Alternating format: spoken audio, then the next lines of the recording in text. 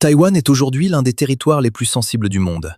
Une île de 23 millions d'habitants, située à moins de 200 km des côtes chinoises, mais aussi au cœur des routes maritimes d'Asie orientale.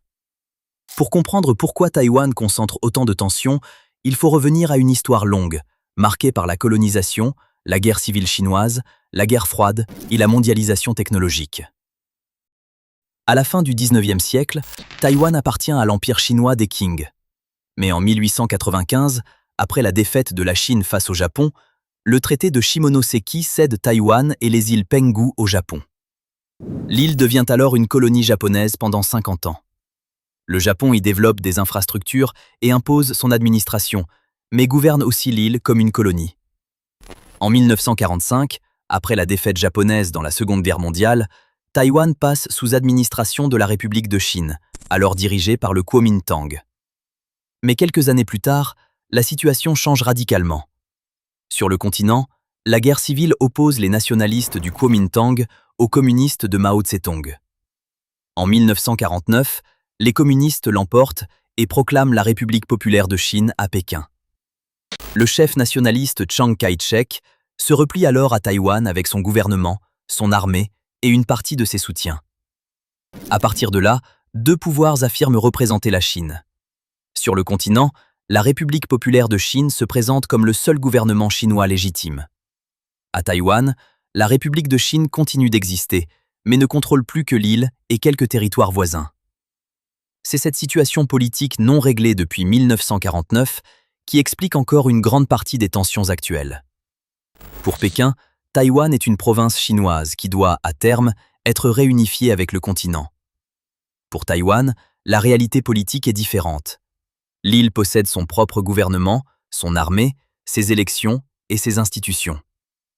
Pendant plusieurs décennies, Taïwan est dirigé de manière autoritaire par le Kuomintang. La loi martiale reste en vigueur jusqu'en 1987. Puis l'île se démocratise progressivement.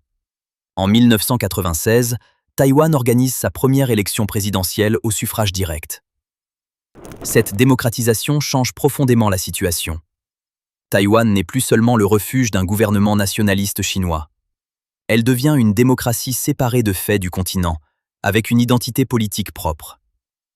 Plus cette autonomie politique s'affirme, plus Pékin y voit le risque d'une séparation définitive. Les États-Unis jouent aussi un rôle central.